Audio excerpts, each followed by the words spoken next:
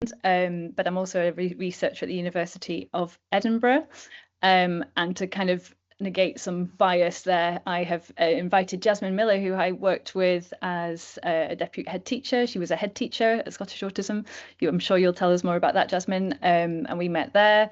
And since then, we've both been doing PhD research on inclusion, participation. We'll tell you all about that in our presentations. So that's me. I thought I'd hand over to Jasmine, just do a quick introduction of yourself, Jasmine, and then I'll start my presentation. Thank you, Lauren. Yeah, good morning, everybody. It's lovely to be here, and thank you for coming along. As Lauren mentioned, I'm also a PhD researcher. I'm doing my research through Stirling University and focusing in on neurodivergent young people and that transition to adulthood. I'm also an author, a practitioner, and I work internationally supporting schools with neuro-inclusion and coaching cultures. So yeah, lovely to be here today. I'll hand it back over to you, Lauren. Thank you. Thanks, Jasmine. Right, I'll just share my presentation. I think some of you might know that I've been working on this for a while. If you don't, it was data that was collected last year on the effectiveness of child planning meetings, and that was based on the principles of person-centred planning.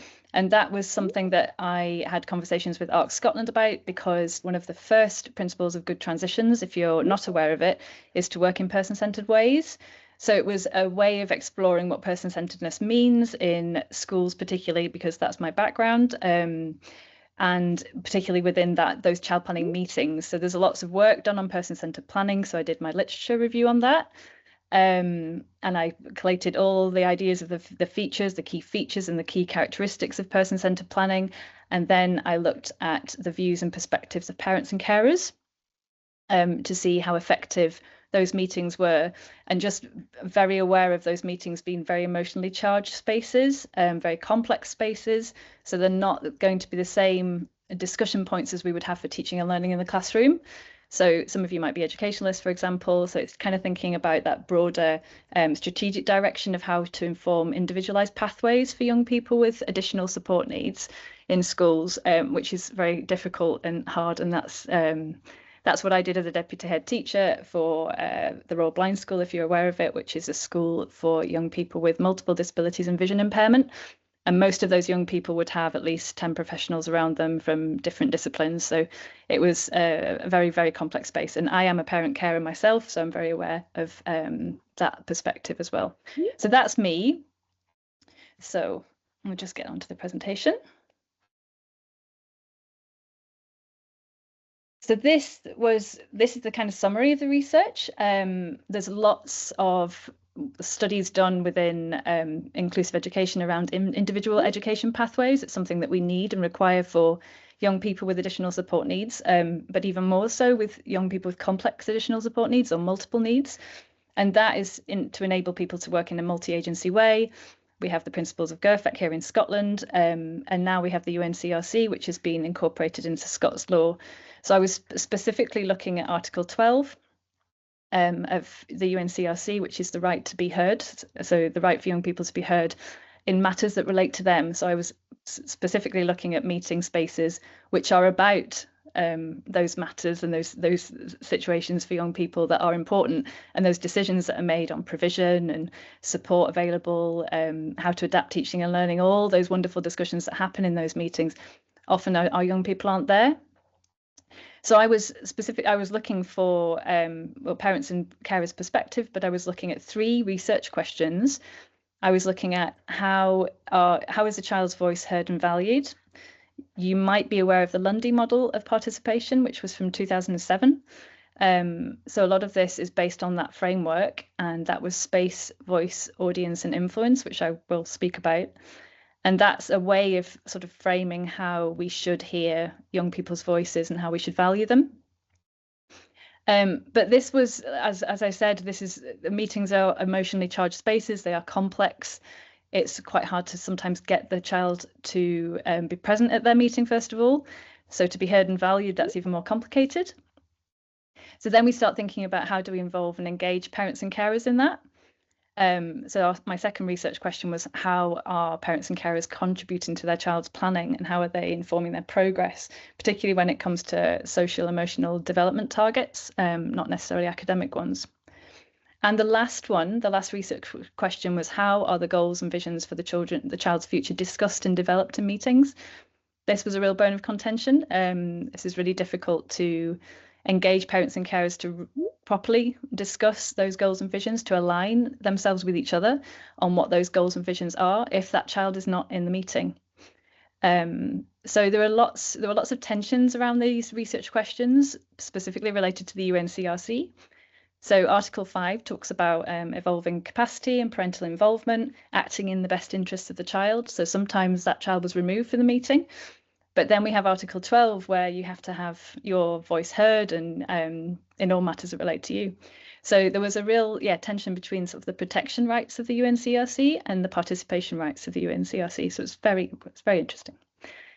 So to give you an idea of the data of the sample for this, it was a survey, an online survey that was sent out to parents and carers through the Scottish Assembly of Parents and Carers, which is an organisation that works directly with the Scottish Government and informs the Scottish Government.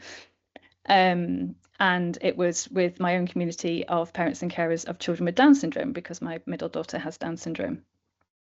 So that online survey was sent out. I was also asking respondents if they would leave their email address so I could contact them for interviews. So it's a combination of like quantitative data, but it's also a lot of word-based responses that were in the surveys and with the interviews. But just to give you an idea of the scope and range of the data. So what stage of the school education was the child in? It's, as you can see, it's quite a range. It was sort of from P1 to S6 in all of those brackets. I didn't specify ages, but it just gives you a good variety of age and stage. The nature of the child's learning support need, again, was quite varied. I'm sure lots of people have opinions about how I've labelled these. This is very difficult in the world of inclusive education to get that right. Beck and I talk about that with lots of professionals as well across Scotland. But this is what I ended up with. But just so you can see that it's a full range of additional support needs as well. Education plans. Now, I think if you are Scotland based, you're going to be very aware that there are different education plans across different councils in Scotland. The only thing that is a legally binding document is the CSP, so it's the Coordinated Support Plan. The others are dependent on what councils decide or what's in their local policy. So you can see, again, it was a broad range of plans. This was the most, like the starkest sort of conclusion from the data. Was your child present at the meeting? 84% said that they weren't. When I dug deeper, no child with a learning disability was present at their meeting at all. So I know this from my personal experience, but it was just interesting to see from this online survey that there was a significant proportion of parents and carers who said that their child was not present at the meeting. And that was for various reasons. So I'll go into them now. So the research was based on a literature review, obviously, of different elements of inclusive education, but also working into disability studies as well. So looking at the social model of disability, looking at all those barriers to inclusion, participation and progress. There's lots of literature on inclusion and participation, not so much on progress and target setting. So that's something that I will be looking at in my further research. And I grouped all of the themes. I used thematic analysis. I grouped those themes into 4 categories. So there was adult issues, so complexities when you get parents and carers involved in a space with professionals to create pathways, student identity and ability. So thinking about that nature of evolving capacity. Is a child capable of being in a meeting, understanding the discussion and presenting their views? Ideas of marginalisation, so we had to be aware of that. Student views as well, so how able are they to articulate their views and present them in a way that adults and professionals are going to understand them.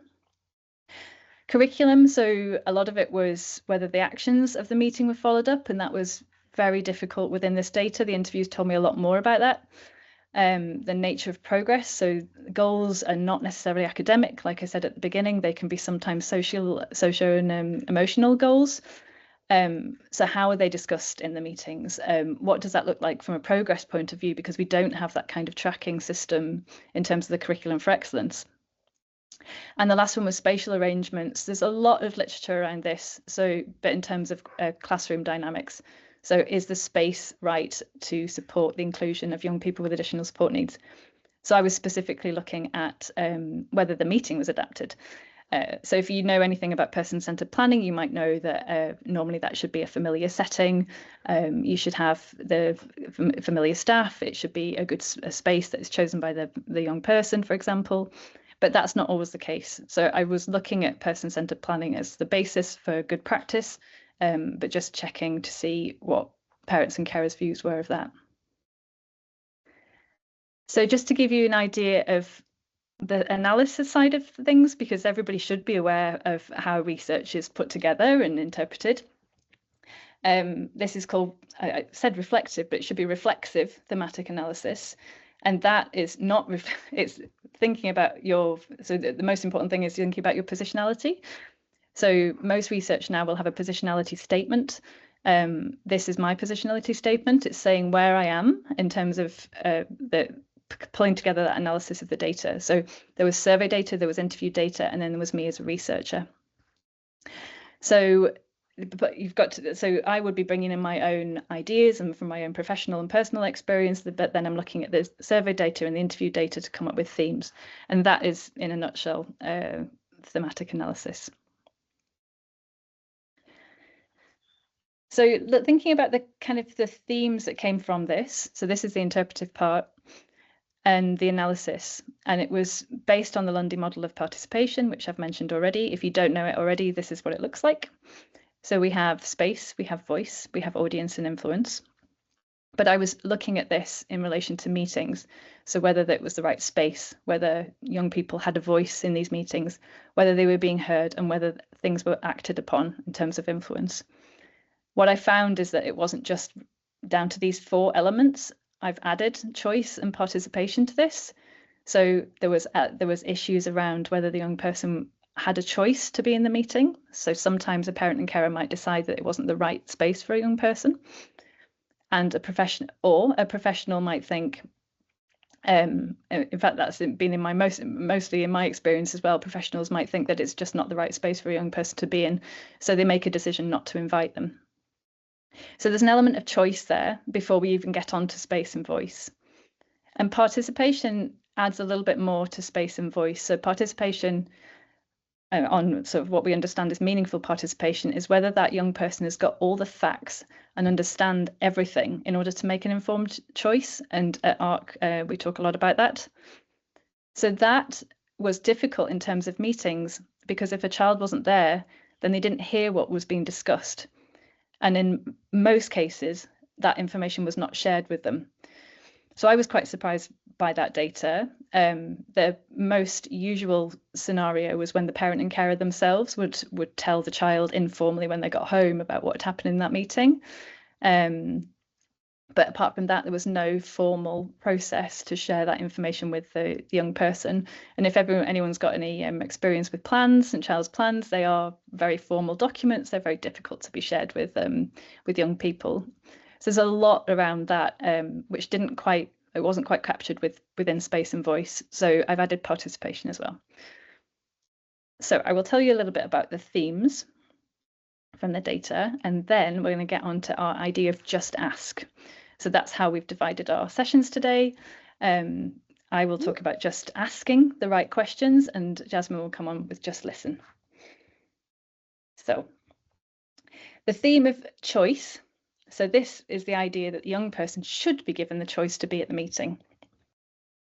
From the data, what I found out was parents and carers choose not to have their child at the meeting because it would be detrimental to them.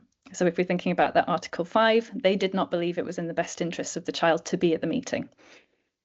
Professionals do not think that students have the capacity to attend meetings, so they might not be able to understand the discussion, so they're not invited. That mostly happened with young people with learning disability. And the last one, very in terms of themes of marginalisation, Sometimes the child does not want to participate in the meeting because it singles them out. If you know any drawings from Michael Jan Greco, it's very interesting to see that he depicts that that the child is singled out just by dint of having the meeting. In terms of voice, so the idea that young person should be supported to be at the meeting. The parent and carers should be supported to represent their child's voice in their absence. So again, we're kind of thinking about this idea that the child might not be there. So it's thinking about how many ways the parent and carer can support that. So some of the key themes that came from the data was in the parent carer's view, the child's unable to attend the meeting because of their needs. So genuinely cannot be there because they would find it overwhelming. It would create an incredibly anxious. It's an anxiety-inducing environment, and or they might not be able to understand it. And that was very pertinent to young people with Down syndrome. The second theme was parent carers have to advocate for their child and represent their views because the child's not there. Even further than that, we had parents and carers who would run the meeting and develop goals for their child because they're incredibly knowledgeable or professionals in that area themselves. And the last one was that some parents are less willing to fight for support than others. So then we have this inconsistency of how capable a parent and carer might feel to articulate or represent the views of their child. So there might be some things that we come off the back of that, some questions. So is there a way of presenting the young person's views if they're not at the meetings? Could we ask for alternative ways of gaining their views? Could we ask the parent and carer if they're happy to represent their child's views?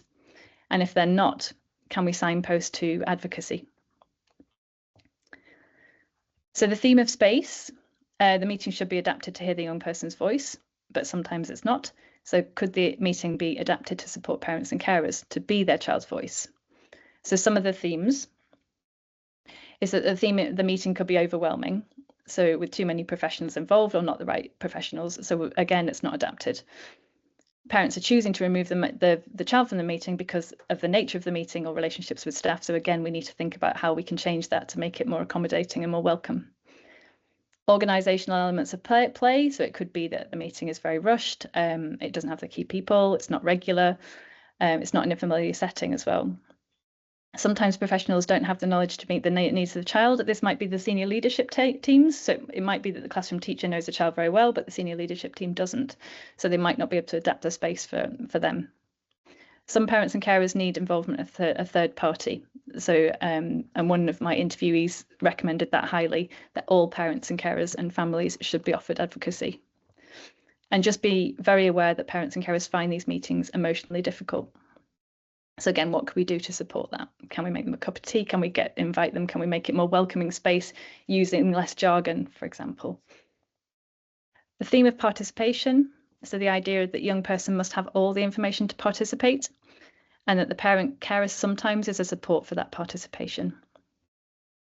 So the information needs to be made accessible. The points need to be explained clearly. You could use talking mats. You could use other communication methods. You can think of alternative ways to gain the child's voice by using video or bringing in something visual that they could explain their views that the parent and carer might have sought at home in a familiar space. All sorts of things that parents and carers themselves came up with. So again, that question should be asked: is there a way of gaining the child's views in a different, more creative way? And just being acknowledging that the parent carer supports by communicating that discussion with the child. So can professionals support that? The theme of audience and influence, and I'll be quick, so I know Jasmine will coming on. The theme of audience is that the young person's views should be listened to. And this is what Jasmine will be picking up on, this idea of audience and influence. So, if the child is not at their meeting, then the parents and carers' views should be listened to. And there was a lot of complexity with this, and it came down to a lot to relationships. But once I dug deeper into where those relationships went wrong or broke down, a lot of it was around support and provision not being available, or if the goals of the parents and carers were not aligned with the goals of the professionals.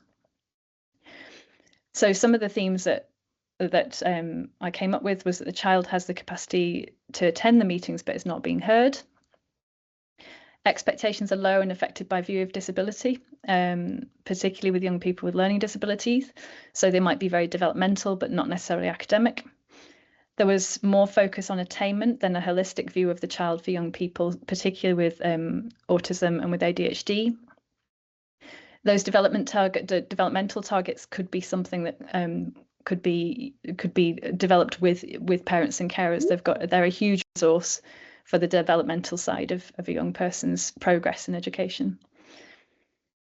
Parents, carers are viewed as less important. Sadly, there were lots of words like parents and carers feel dismissed, disregarded. There were some words like ambushed, and these meetings can be very difficult. So particularly when you have council representatives there, for example, if you're talking big discussions around provision.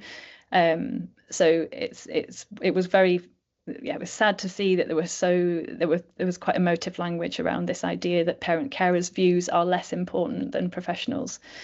And the last one, parent carers is unable to represent the child's views because of this broken down relationship. So then we had tribunals, advocacy, but you could see from the narrative that was explained by the incredible interviewees that I had, who were very articulate in explaining their situation, that a lot of that had broken it down because of the lack of support or the way they were perceived. So there are some questions for us from there for professionals. Is there equal weight given to parent carers' views as well as the views of professionals?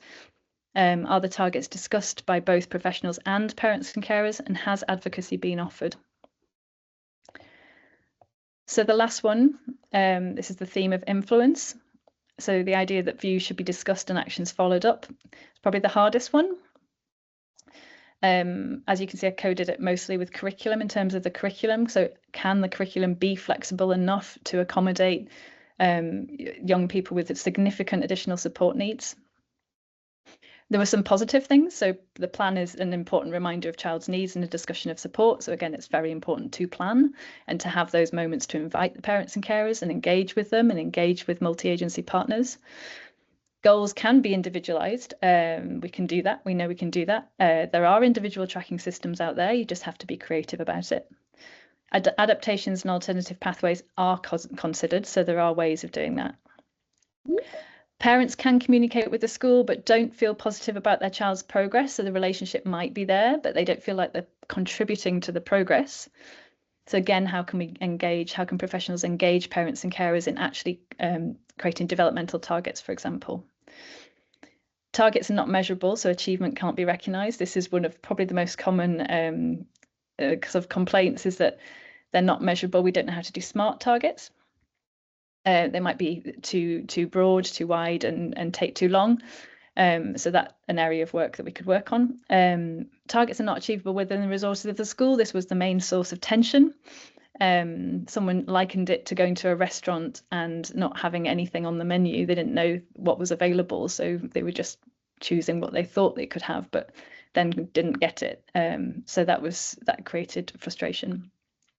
And then the idea that professionals' views are misaligned with parents' views of goals and visions for the future. So again, it's quite hard to have a meeting when there's misalignment there. So that was the last theme so this was from across the interview data and the survey data.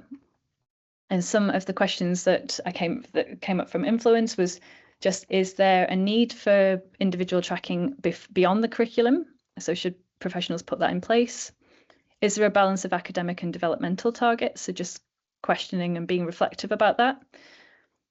Can the process be aware of discriminative language which could influence decision making? So that's coming back to what we thought about young people with learning disabilities. If we know that professionals might be affected by the medical model of disability, is there a way that we are able to be critical of that, to make sure that doesn't appear in the process? Because again, that can be a source of frustration for parents and carers and create a rift.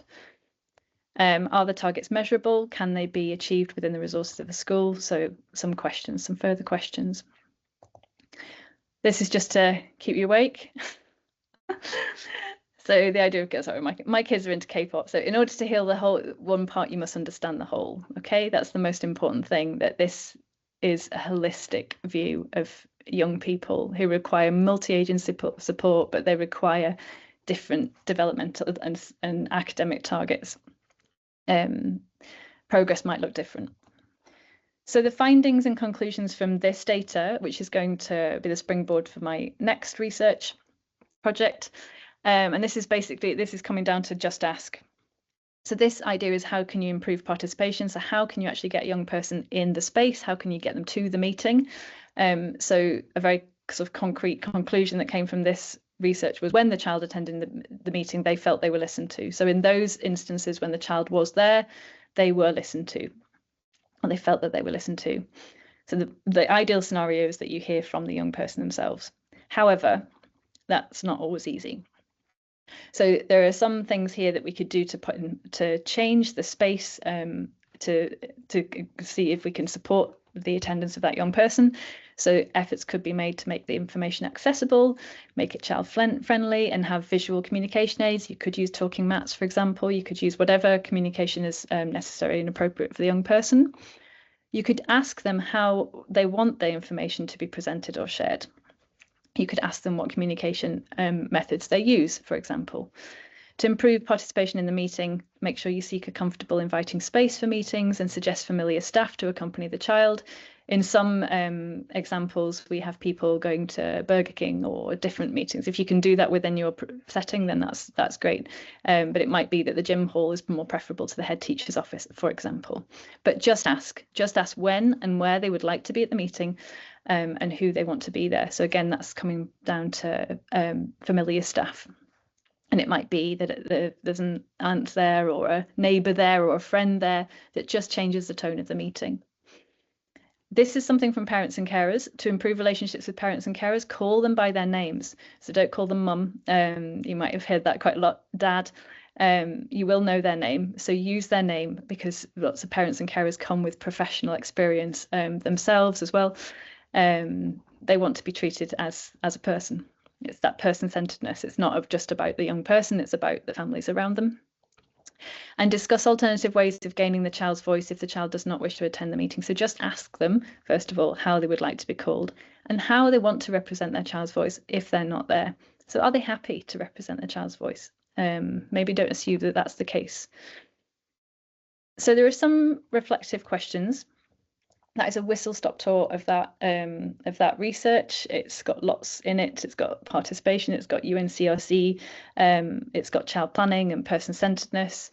If you want to know anything more, please get in contact. But I've just left you with 4 reflective questions. So, and this really is if the young person is not there. So what expectations do you have of the child to be able to attend their own meeting? Are you making assumptions that they can't be there based on their ability or disability? How can you currently share information from planning meetings with the child if they're not there? So if they decide not to be there and you've given them the choice, how can you put that in how can you put the plan in a child-friendly way, or video the meeting so that it's accessible for the child? The third one, how do you creatively use resources to plan for individual goals and pathways and track progress with parents and carers? So again, it's thinking about how do you deviate slightly from the curriculum, the national curriculum, making sure that we cover all the core areas, but including all of those elements of developmental progress, where your parents and carers are going to be hugely influential. And the last one, how do you discuss and develop goals and visions for the future with parents and carers? What does that meeting space look like? What does that process look like? Is it just 3 meetings over the year, or is it regular communication? So 4 reflective questions for everyone to think of. I have put 2 of the, I think, best guidance documents I've come across for this particular point. The National Framework for Inclusion, which was done with universities across Scotland, and the National Guidance for Child Protection, which you wouldn't think would be in there, but the Practice Insights 17 and 18 does have very specific guidance about participation. So that was a bit of a gem of a resource. I do have lots of references, but I can send that to anybody who wants to know. So that is me. I'm going to stop sharing and hand over to Jasmine. I've probably gone over time, Jasmine. No, it's absolutely fine. Thank you so much, Lauren. Let's see if we can do this seamlessly now, she says. Can you see my screen? Yeah? Perfect. Can you see the slides only, or can you see the notes as well? They just disappeared for me, Jasmine. I'm not sure. Is it back? Is it back now? Nope. Oh, I wonder if there's a delay. How about now? Not for me. Okay. Can you currently still see the slides with the notes? No, I just can't see anything at all. Just the Okay. just the audience. Right. Let me try again. What about now? This is the full screen. Yeah. This is back. That's the full screen. So if I play it from start, can you see it now? Yep. That's the full Amazing. slide. That's perfect. Perfect. Thank you so much. And thanks, everybody. And thank you, Lauren. It's so hard not to jump into having further conversations with you about your research, because there's so many interesting points in that.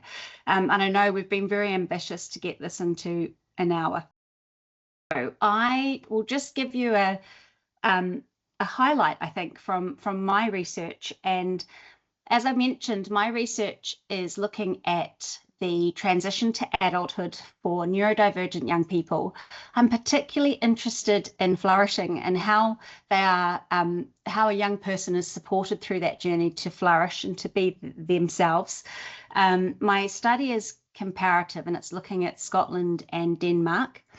And I was really fortunate to be able to interview 40 participants, and they were made up of neurodivergent young people, parents and carers, educators and schools, and policymakers as well.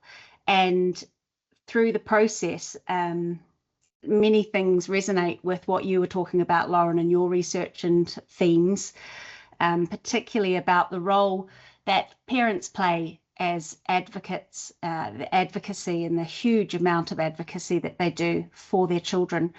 But one thing I want to hone in on now is this concept of ecological agency and the slant of just listen, and how this can grow in schools. So Lauren has talked with you about just how powerful it is when we ask young people the right kinds of questions in planning processes. And what I want to explore is how what has to happen around those kinds of conversations for young people's participation to then actually become agency. And, you know, as we know, being present is not the same as being heard. And so being heard is not the same as influencing what happens next.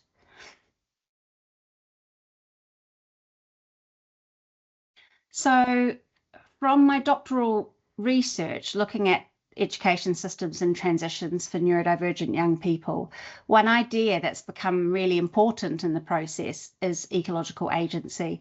It's this idea that agency doesn't sit inside a person. It actually emerges through the relationships, the culture, through systems. And I want to sort of share 4 insights about how that can play out in schools. And we're thinking about sort of the relationship side of it, the cultural expectations, system structures, timings, and transitions. So insight 1 is this idea of agency grows in a relational space. So one of the kind of clearest patterns in my research was that agency grows or it shrinks in a relational space. And so young people are more able to express their preferences, to try things, take part in planning when they feel known, they feel safe, and they feel like they're being taken seriously. And that sense of safety, it doesn't come from a form or a policy, it comes from those relationships that that young person has. Now, Lauren's research echoes this for me, and we see parents describing when trust with a particular staff member has made such a big difference.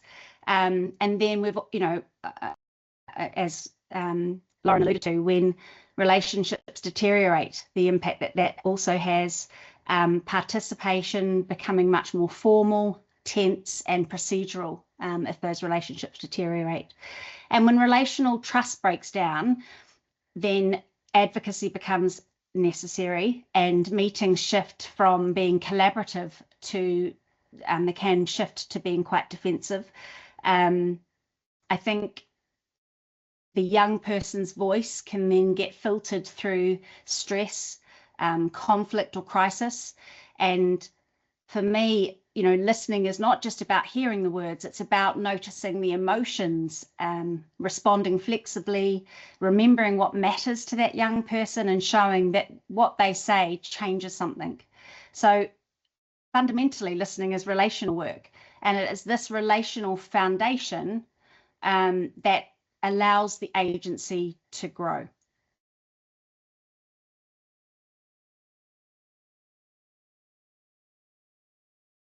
So my second insight is that culture matters more than policy. And what I mean by that is that in many systems, the language of participation, it's already there. Plans say child-centered, student-centered. I know, Lauren, you mentioned that in your talk. Guidance say that, we're looking at the young person voice, and meetings include a space for views. They can include a space. Lauren's findings show us how often this doesn't feel meaningful to families. Meetings can feel quite procedural. They could feel defensive, or they could feel quite rushed. And I think where I'm coming from in this is that policy sets expectations. However, the culture shapes the behavior. So in a compliance-driven culture, listening becomes a task to complete. In a defensive culture, questions feel a bit risky. I'm not going to say anything, I'm not sure. In a resource-strained culture, young people's aspirations can quietly shrink. And something I've been exploring in my research is the idea of a coaching culture, and that this is quite different. A coaching culture can slow things down just enough to ask things like, what matters here? What are we assuming in this process? Whose perspective is missing? And in these kinds of cultures, listening becomes influential. And that is when participation starts to turn into agency.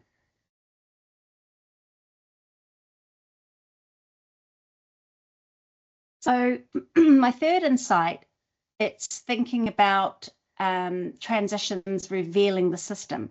So this has been central to my work. And when we think about transitions, they are the moments where agency is most needed, and also points where they are most fragile as well. So transitions can be moving school, changing state, changing between primary, secondary, planning for adulthood. They're moments where young people most need to feel some sense of direction and control. But they are also the points where systems often become the most rigid. So decisions can feel really high stakes, timelines get really tight, professionals multiply. I smiled when you said that, Lauren, because they really do multiply. There can be so many individuals in the room. When we think about transitions to adulthood, we have the school team, we then have the adult representatives across that next part of their journey. So it's a lot of adults. Lauren, you talked a bit about, your data included tribunals, school avoidance, placement, disputes, families moving authorities. All of these things cluster around moments of transition. And these are not just like individual crises, they are system moments. So they show us where listening really narrows and where flexibility disappears. And I think something that's come through strongly in my research is if we want to know whether a school truly enables agency, we should look at transitions and be asking, who is setting the agenda? Whose hopes are shaping the plan? And what happens when a young person's view doesn't fit the system, which can happen a lot when we're working in neurodivergence and additional support needs. Transitions shine a light on whether participation is symbolic or genuinely shaping futures. And that's something I really believe, not just from this research, but from my time as principal in Scottish Autism for a number of years and working with many families going through that process from school into adulthood. Now, the fourth and sort of final insight is that agency is co-created. So this concept, it doesn't sit in the child, as I mentioned earlier, it emerges between people. So often agency is something, it can be talked about, something that a young person either has or they don't have. So this concept of ecological agency, it suggests something very different. And a young person, you know, they might be brave enough to speak. A parent might feel strong enough to advocate, but if the system can't move, then agency very quickly collapses. So agency is produced in that space, linking back into Lauren's work there, between the young person and then the adults around them, and the structures that shape what is going to become possible. And so when Lauren talks about, you know, just ask, that opens the door. And for me, just listen means being willing to then change, to make those changes, to look at those targets and the approaches and the environments and the expectations and see how those things can then go on and be right for that young person. So agency grows when young people's participation, it's not just welcomed, but it's actually allowed to go on and have actual consequences, which is really key. Just keeping an eye on time, so I'm going to wrap up now. So I've just tried to put this in a way that kind of pulls together what Lauren and I have been talking about from different lenses today.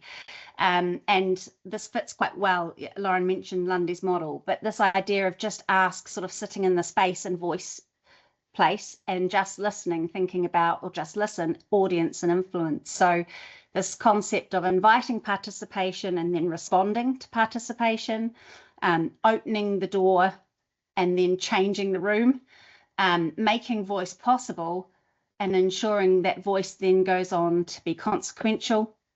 Things are happening in meetings and then lives in culture and system. It lives in the culture and the system moving forward for that young person.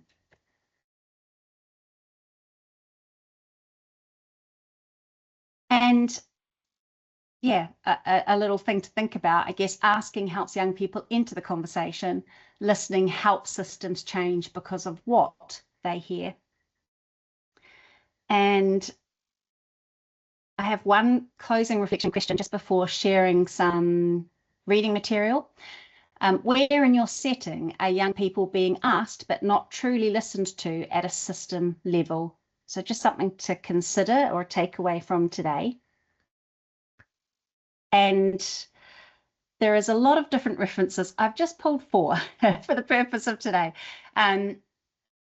Teacher agency work by Mark Priestley, Gert Bester and Sarah Robinson is a really great starting point, albeit from a teacher agency perspective.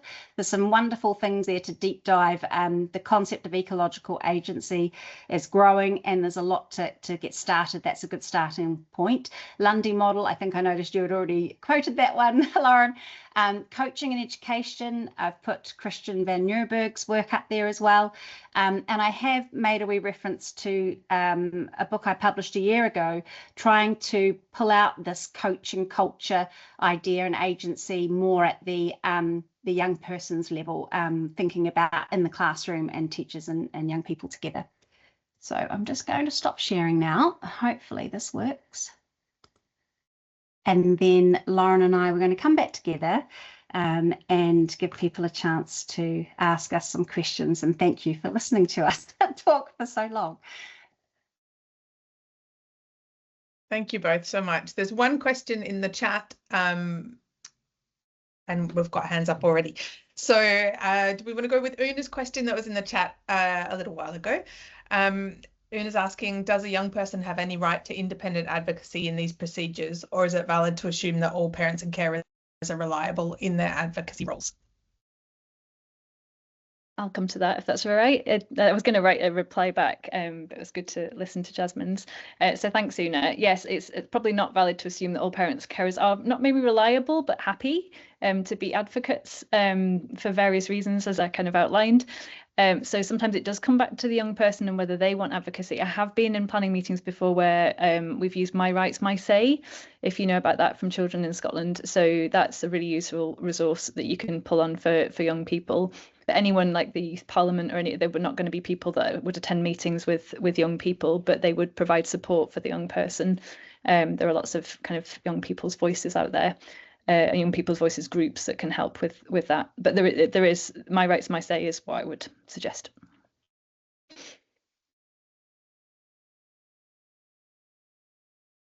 Hope that answers the question. We had an accidental hand up before. No, sorry, Jasmine, you go. I was just going to add to that because that was a lovely response. Thanks, Lauren. I also think too, sometimes it's just so exhausting. It's yet another element that parents and carers need to do. And I think it's just can be really helpful having someone independent who kind of comes into it with maybe a fresh set of eyes and is able to guide that process a bit. And it can just be really welcomed by parents and carers. As long as it covers everything they want to get across, but they can really be participating in that process, I guess. So, yeah.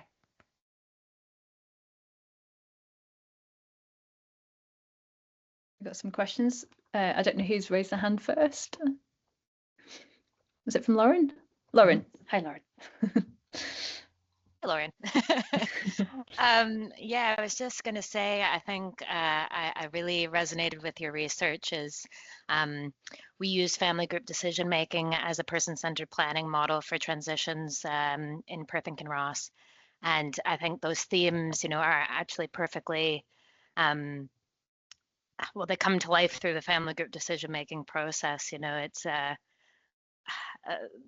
providing a way that we can do person-centered planning in a meaningful way for that young person, getting their voice in a meaningful way, using kind of a non-instructed advocacy approach when you might not be able to get that young person's views directly, and also the meeting, being in a time, a place, a venue, excuse me, a space, and having food as being a part of that meeting as well. So I just think, my light bulbs and everything were going off there as, I think that's a really good model for actually making those themes come to life. Yeah, thanks for that, Lauren. I was thinking about you and the FGDM model up in Perth and Kinross when I was thinking about places like Burger King or whatever, because sometimes you can think outside the box. It doesn't necessarily have to be in school where you see the professionals in the room, and particularly when it's getting contentious, it might be that as something else, another area or the church hall or something is a bit more of a neutral space. I know you've used that word before, that neutrality of space. It just changes the power dynamic of having like the head teacher's office being quite a good example of the power dynamic already being established before the parent and carer even walks in the room. So yeah, thanks for that, Lauren. Can I make another quick point? Sorry, I'm just thinking too, just in the way that it's important to sometimes have independent advocates. I think that in order to actually make that person-centered planning and that meeting and, to be able to facilitate that process, having an independent person do that, I think is almost key. Is if we added into a social workers or a educational person's head teacher or something into their role, we almost are ensuring that we're going to have a bias or that we're going to already be part of a different process instead of allowing for that person-centered process to happen. So I do think that there's something key there of having an independent person. So like FGDM coordinator is an independent person, doing that process and making sure that that person's views are central, everybody's included. I mean, it's a huge process to actually put a meeting like that together, and I don't think you could actually put that into somebody else's role. Yeah, absolutely. Got Gillian?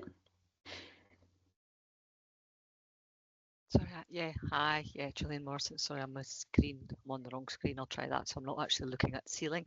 Yeah, I take Lauren's point around the FG, the family group decision making. That is obviously targeted only to certain individuals as well. And I think what for me comes across there is, how do we ensure this is a universal approach? And there is a huge emphasis on education delivering on that, because not every young person is going to need the intensity of social work involved, or it could be a different avenue they're going down. And I'm conscious that the amount of work that goes in to do those family planning is huge, which Lauren just said, that it's very resource intensive. Yeah. And I'm concerned about that almost two-tier approach. So how do we enable that sort of universal approach, so that every young person is going to have that ability to be in part of that process, to be, and I love the fact that it's ask and listen. I mean, it's such simple terms, but very, very powerful in what both your presentations was, and I think it always, as a professional, you're kind of going, okay, I know sometimes I'm not being as forward as that, and not thinking quite like that, and you get caught up in processes and expectations of your organisation that sometimes takes you down routes. And how do we ensure that we're keeping that at the very centre of it? And it's very simple, but actually really difficult to deliver on. I think we could both answer with that, couldn't we, Jasmine? We both spoke about this because we've both been senior education leaders as well, where we've had review back-to-back review, whatever you call them, planning meetings, review meetings. You might have 5 in a day, and you go from one to the next, and you might think, oh, haven't checked with the parent and carer whether they're coming, or I don't know whether we've got the right people in the room. So processes, as you say, Gillian, absolutely, they take over. What we were hoping to get from to create from our presentations today was something really simple that you would not need external planners for. You wouldn't need anything. I absolutely, FGDM model is a fantastic one, but these things are resource heavy. They're not, like you say, universal. So what we tried to whittle our research down to was just a few things that you could do if you could stop, listen, stop, reflect, and ask yourself the questions that we were suggesting today. They would be influential and impactful, I think, for young people in our experience. Jasmine, I'm sure you've got lots to say about that. I have, but I'm going to keep it short. I was just thinking about, we get to a meeting, and I was thinking about the importance of how we listen over time, particularly your point there around I think, is it Karen had mentioned, really complex needs for a young person. So how are we listening to them over time, and then making sure that that's fed into their meeting, because a meeting is a chance to kind of bring together the key things. But we've also, that's the relational side of it, I think, for me, is making sure that those relationships have been steady and progressive over the year in terms of learning and keeping each other up to date. So we don't want people hearing things for the first time. We want those relationships really solid, so that we get to the meeting and we can make the most of that time together, because that's another thing, I think, when we, like you were saying, Lauren, you have them back to back, you want those relationships to have been solid, ongoing, before we get to that point too. We can answer Karen's question there as well. So Karen, yeah, you're right, Becca, I'll just read it out. So Karen was just saying that she's a mum to a complex young man, and we do, and that doesn't use words or use board maker. So she was asking about whether PATH was the only option for him. So these were the young people that I had in the school that I taught in. I'm sure it was the same for Jasmine as well. So young people who were non-verbal. So at that point we were relying on observation. from parents and carers, it would take a lot of time building up to the meeting to gain their voice, and that's how we were doing it. Sometimes it was appropriate to have them in the meeting so that on one level they understood that there was a meeting happening about them. That in itself is important, it's really valid. It might be that they only stay for a certain amount of time and then go, but the fact that they have heard that people are even hearing that, using their names and talking in kindness and respect about them and their progress, that matters. So that was something that we pushed for in the school, that they would even be present even for a certain amount of time. But in terms of tools, there are quite a lot out there. There's MAPS, there's Essential Lifestyle Planning, there's PATH, and there's FDDM. There are other things as well, so mainly from like Inclusive Solutions, but a lot of these are commercial products. So yeah, just be aware that FGDM is not a commercial product, but the other ones are. So just be aware that there are ways to do person-centered planning without going to specific methods.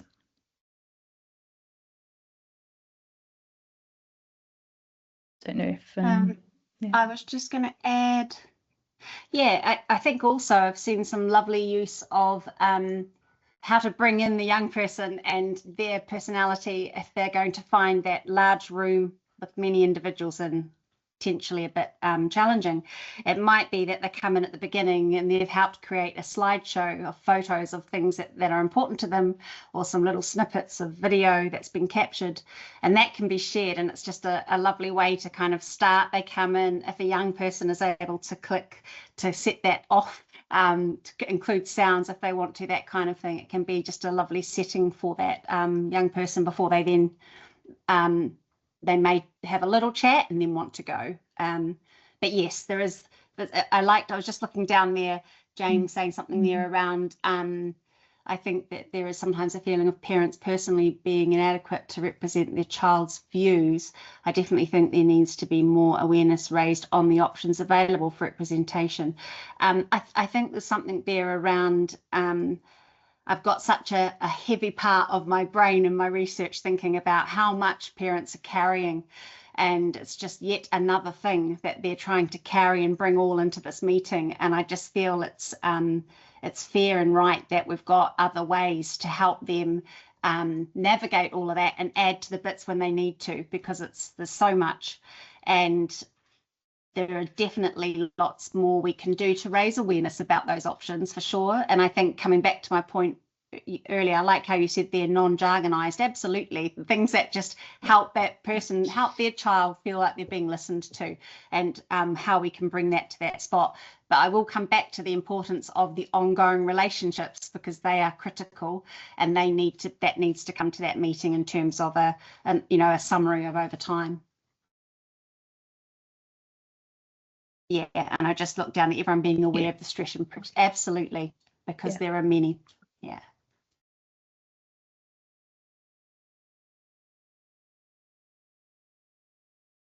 I know we're just creeping up just past 2 o'clock, and a couple of people have said they need to leave. Both Lauren and Jasmine have said they're happy to hang on for a little while if people have more questions, and we will send out, we can send out the recording to the people who have come along as well. And there was a request for slides, if that's okay from you both. Awesome. Una, do you want to come in? Yeah, thank you. It was just a couple of things. One of them was I was at the workshop for the Association for Young People's Health, and it just really supporting what Jasmine is saying. The thing that came from the young trainers that were training us was that relationships were their priority with professionals, and I think it brings in the need for us to try and emphasize the importance of continuity, that the young people, when they have formed a relationship, have the same person to be with them, and it's not a new person. And that really links in with my second point, was about everyone at the meeting having read the background information and not expecting the young person or the parents to have to answer questions that they've already given answers to. I think it's very patronizing when that happens. And I think it's avoidable if people realise the importance of having, well, not just listened but read, if you like, the information that people have offered to them. And the reason I asked about advocacy was really because I had, when I was working with young people, some of the young people did not agree with what their parents wanted to happen. And it's very brave for them to have to be able to speak up. And I think independent advocacy is not offered to children and young people in a way that perhaps they have a right to expect. Thanks.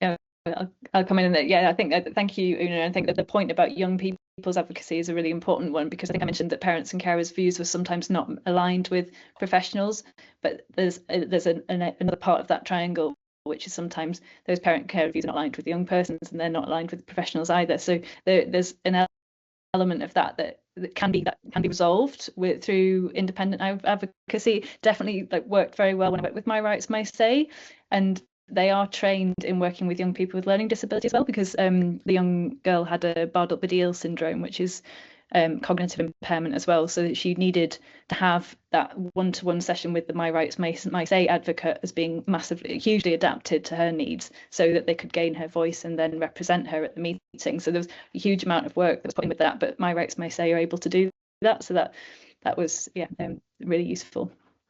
I don't know if Jasmine wants to come on the relational things, and we've both put our email addresses in the chat as well if you want to get in touch with us about research.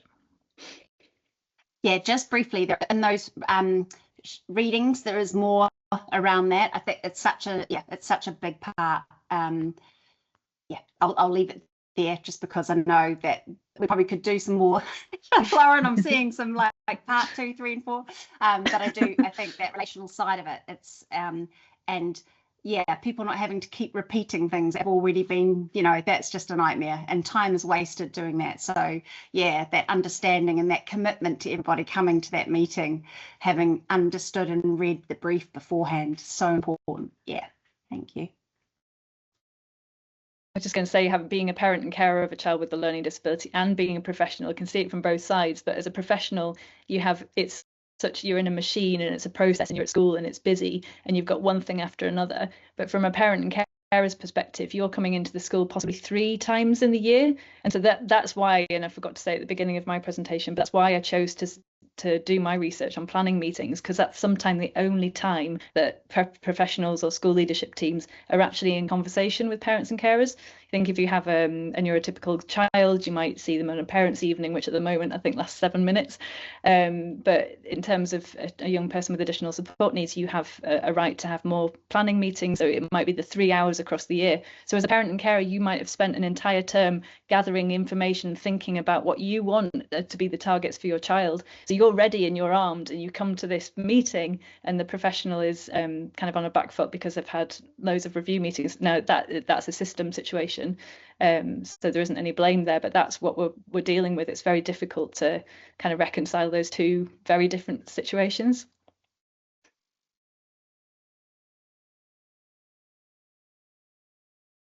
On still, so that's great. Please don't hesitate in asking questions. We're very happy to stay for a little bit.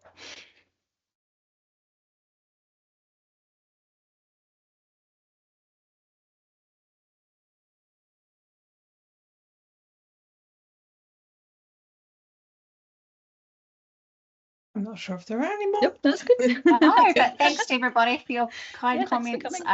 Yeah, that's great. People found that helpful, and we are going to send out the slides, aren't we? And we're going to send out the recording. So yeah.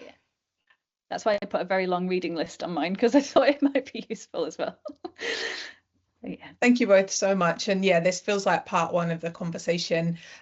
So hopefully we can kind of, well, Lauren, you've got no excuse for on how it's going, and bring you back in, Jasmine, because clearly there's a lot of interest and really interesting and valuable work. Thank you both. That's great. You're so welcome. Thank you, Lauren. Thanks everybody for coming along. Bye. Thank you. Bye.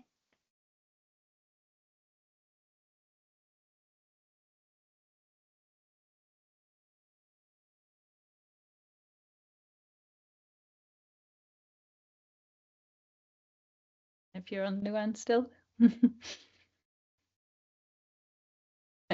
Thanks, Luann. Thank you. Take care. Bye. Oh, that was great. I think we got up to 43 people.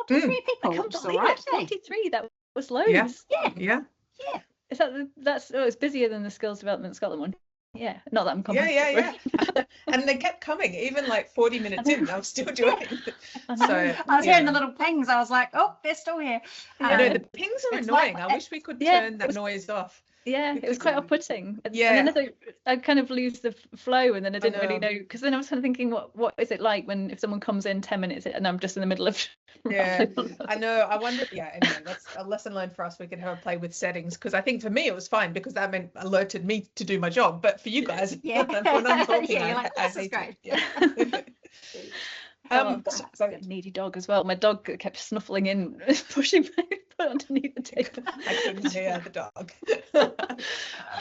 Yeah. So, Lauren, you and I don't have access to the list of attendees, but we can get that through Diane. So I'm not sure if you want to, send the slides over as a PDF. Have you stopped recording? Sorry. Have my dog chat, but that's fine. I was just thinking, oh, you're still going. Will you cut it off at